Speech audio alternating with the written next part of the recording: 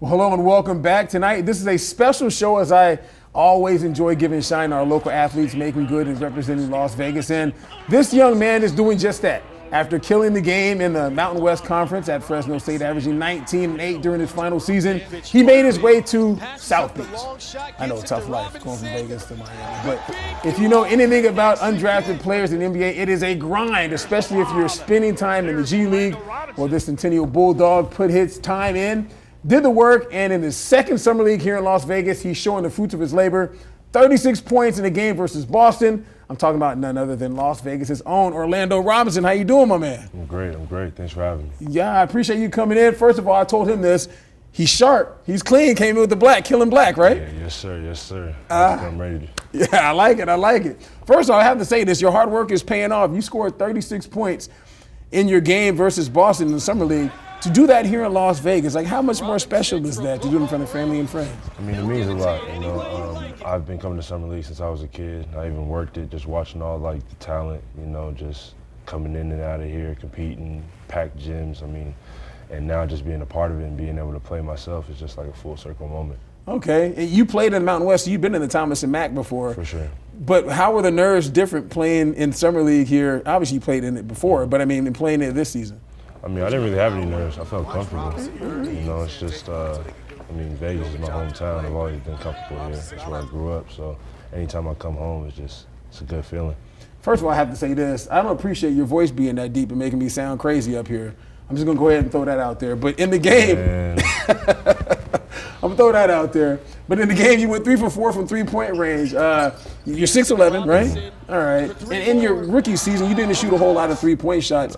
Clearly, you went and worked on your game. What's been different as far as like you and kind of showing off your range? I mean, just putting in the work, just being consistent with it. You know, seeing a part of my game that I can improve, and then just doing that day in and day out. And when it's time to come out there and show what I've been working on, you just got to do it confidently, and that's what I did. I got you. How is it though, as far as like being a guy that's your height? Because you didn't shoot a lot of threes in college, did you? I shot more than I did my first year in the league. Okay. But I just didn't translate that to the league that first year. I got you. And is it obviously you have to put in the work, you have to have the stroke and everything else, but how much of it is mindset? You know what? I'm gonna go ahead and let these threes go. You know, I know as a shooter, it's good. You got to think it's going in before you shoot it, right? Yeah, for sure. I mean, you always got to have confidence. It's a big thing to have when you're a basketball player. And if you don't have that, you're pretty shot. So, and it's also just like knowing when to do it. I mean, last year, you know, I was coming in to a team. I had a role that I had to do, so I had to like fit in that role. So I couldn't really show what I could do. But now I have a chance to show what I can do and show the work that I put in to improve that three-point. I got you. And you also, it's not like you just came into Summer League and did a little something, but you was also putting in work in the Summer League, the one they had in Sacramento as well? Yeah.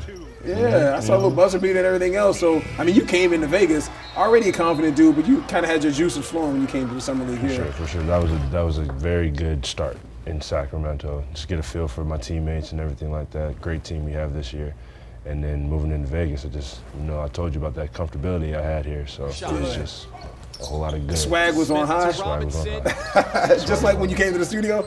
Swag was on high. So you're a Centennial Bulldog. Anyone who lives here in Las Vegas knows that Centennial Bulldogs. I mean, you got Troy Brown. Also, Sam Thomas plays in the WNBA as well, right? I mean, what's in the water over there? I mean, you guys got hoopers that come out of that. And your coach, there's a woman who's coaching. She's coaching the men and the women. She won like 1 million state championship for the women's side as well. She's coaching the men and the women also, now? yes, she's coaching the men and the women now, boys and girls now. Crazy, right? Okay, I see her. She was a very good coach. Yeah. That's crazy. The men and the women is wild. That is wild, right? Mm-hmm. But I mean, is there something that you guys, just have that kind of school swag confidence up at Centennial and the fact that a little bit, you know, just seeing him. Troy Brown was like a great player and everything, and just seeing him be great kind of inspired me to be great as well. So, yeah. I got you. Now, you went to Fresno State. I wonder about this, like when you came back to the Thomas and Mack, because I don't know how heavily you were recruited by UNLV. Is that not at all? Ooh, I already know the answer to this question. So when you came back to play against UNLV, how much of it was like, ooh, Yeah, I'm giving you guys some work. A little bit. I mean, as a kid growing up, you know, you're seeing UNLV. I mean, and you're from Vegas too. I mean, it's UNLV. You want to go to UNLV. But I mean, they didn't recruit me, and there's nothing wrong with that. But going to Fresno. Yes, there is. I'll say it, but that's your answer. Go ahead. But yeah, just coming, anytime we played in Vegas, I didn't really think about it like that. I just thought about just playing in front of my family and friends. Now, come on, nobody's watching. That's the truth. That's the truth, though. Like, I was just trying to go there. It was a time to just play when I was at home and just enjoy my family and friends when I came home. So, and I always like playing in front of my family. It's one of the biggest things I do. So I can imagine. Now, that's always a good feeling. Mm-hmm. What about Fresno State? How was it going to Fresno State? I mean, Devontae Adams, Derek Carr, the quarterback here, I mean, they both went to Fresno State. Paul George. Yeah, he was in the crowd as well, Paul George. As far as, I want to say that, did Aaron Judge go to Fresno State? Do you know who Aaron Judge is? He plays for the Yankees. He's a big, tall, maybe your folks can look that up. But I think he went to Fresno State for some reason, or maybe he's from that part of California. But I digress. From Vegas to Fresno, what was it like being in Fresno? It was wonderful. I mean, the people there are great. Okay. You know, I mean, it's kind of the same weather, except it's a little hotter here. But I mean, Fresno was wonderful. I had a wonderful time there in my 3 years being there. Okay. Now, as I said in the open, from Las Vegas to Miami. I mean, goodness gracious. You hear about the Miami Heat culture. Yeah. When I say that to you, what does that mean? Well, it's just like the way they do things over there is different than everywhere else. I mean, I haven't been anywhere else. I'm lucky to just come into that situation and see the professionalism and how they carry themselves every day and what we do and what we bring to the table every day. So that's what I hear when you say culture, or when anybody says culture, just what they do every day and what sets them apart from other teams. Okay, and specifically with the Miami Heat culture, because I've watched interviews like Udonis Haslem. Obviously, he's the OG. He's the OG of the NBA. That's OG right there. Yeah, but they talk about as far as the conditioning and whatnot. I hear that training camp or just in training camp football, but you know, for conditioning, is that something that's you tell like your friends or whatever that may be in the league, like it's real down here? I mean, we put in work. For sure. I mean, ever since I was a two-way player last year, so I couldn't play in the playoffs, but every day in the playoffs that I wasn't playing, I was training, like with the team. It was the same thing. It was like we were in summer workouts before. Oh, wow. Summer workouts was there. So just like the consistency of the work that we put in there in Miami is just next level. And you know, telling my little homies back at wherever they are, I got little homies everywhere, but just telling them like what the next level looks like. Miami's professionalism is definitely something that sets them apart. Okay, I got you. Now, what is it like being in Miami as a professional basketball player? I was just down there for the Golden Knights in Florida because they played against the Florida Panthers. Yeah. And I went down Miami to do some work down on South Beach. I was just making sure that everything was going okay down there on South Beach. What's it like for you? You know, I'm not the one. Because mom's is here. I mean, you can tell me. Hey, I'm telling her, she know. Like, I'm not the one. Like in Miami, I haven't really. The only really thing that I do is just that Biscayne street, just the walk from the gym back to the hotel. Okay. I mean, I explored a little bit when she was there because, you know, when she come. Yeah, you got to take moms around. Yeah, I had to take her to Brickell, the Design District. I went out a little bit, just a little bit. But other than that, like, I'm still brand new to Miami. I'm still learning the ropes and everything. Okay. Yeah. How much is it, I guess, positive for you that you have OGs like Udonis Haslem or you vets on the team? That's something the NBA had a long time ago. I'm sure guys tell you about that. But having a vet like that or vets on the team that kind of, you know, take you under their wing and whatnot. No, OG taught me a lot. I mean, we butt heads a lot because he's a competitor, I'm a competitor. And, like, same position too, right? Yeah, we argue, we fight, we battle, we play ones. Like, it's all love, though, because he taught me a lot about the game and how things go in Miami and how things go in the NBA, and it's a lot of credit to him. I appreciate him tremendously. You know what? And I just watched. I don't know if you watch podcasts and whatnot, but the podcast, The Pivot. Okay, there's a podcast called The Pivot that Udonis Haslem was just on. I just watched it, and seeing him being interviewed, seems like everybody has like just the utmost respect for that man. You know what I mean? Is it like that with all the players on your team, not just you, but you can kind of see that. I mean, people really, salute him for all the work he's put in and just being the OG that he is? Most definitely, most definitely. I mean, it was immediate when I first got there because I looked into his story and I knew about him before I got there anyway. And I already had respect for him, and I got even more respect for him as I was there, battling with him, talking to him, learning from him, picking from him, just learning from him, day by day. I just respected him even more for it. That's good to hear. That's really good to hear.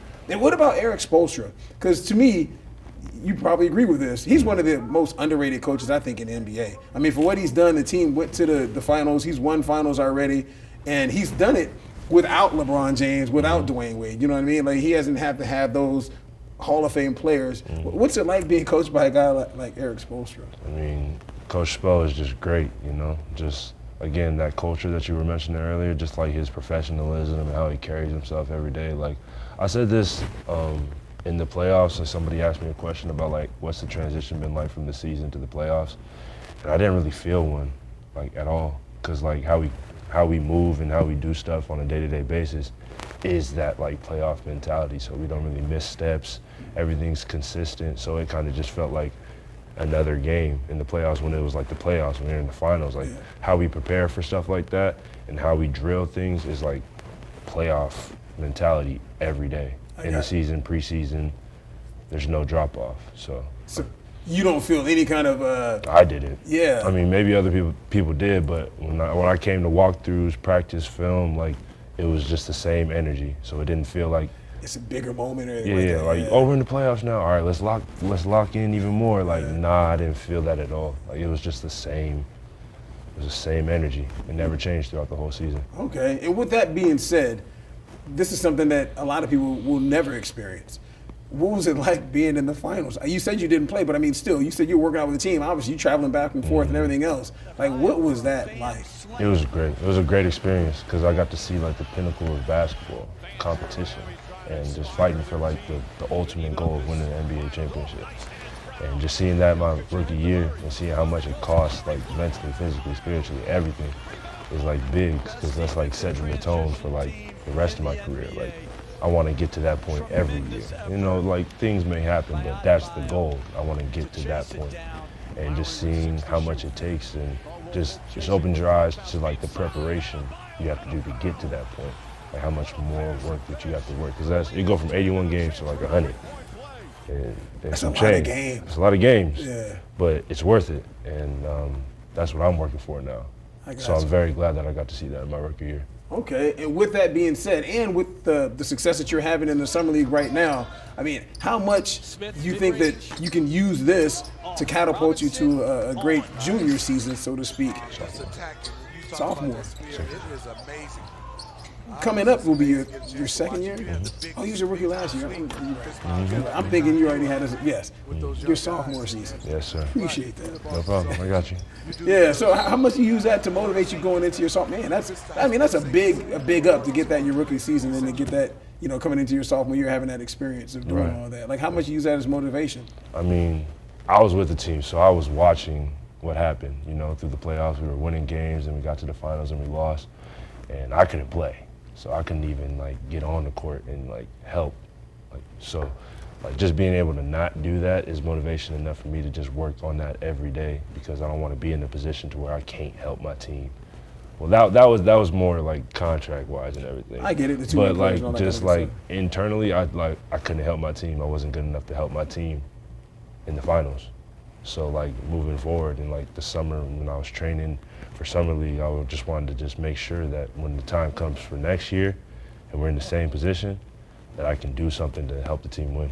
Got you. And a few more to wrap this up. One, I have to ask you about this. The fact that Vegas, Raiders, Golden Knights, got the NBA tournament coming here. Right. Growing up as a kid here, did you ever envision Las Vegas being this kind of, I call it the sports and entertainment capital of the world. I mean, for it being exactly how big it is sports-wise.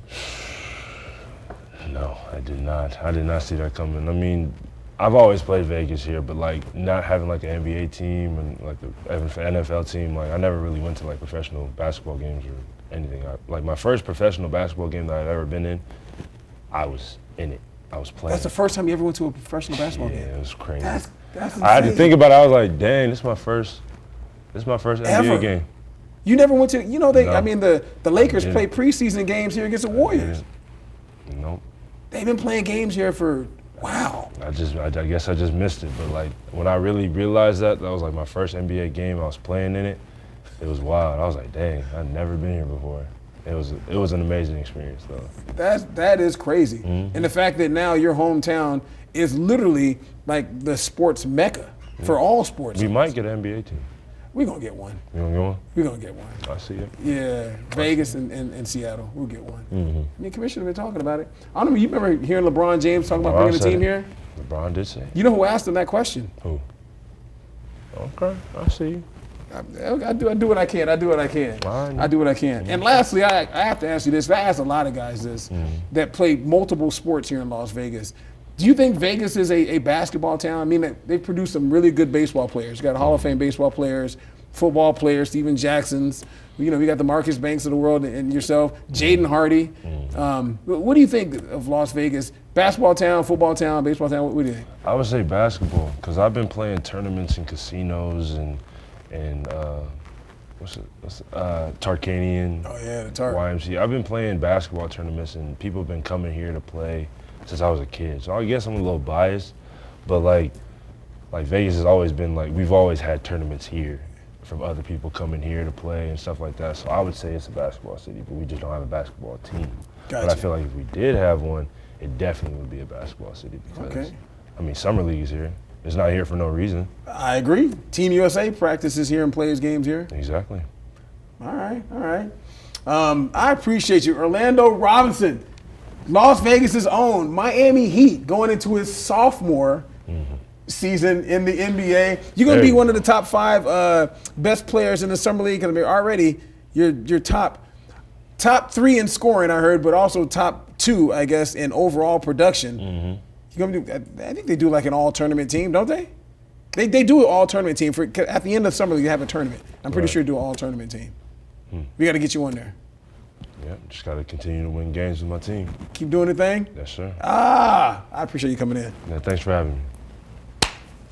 See, there we go.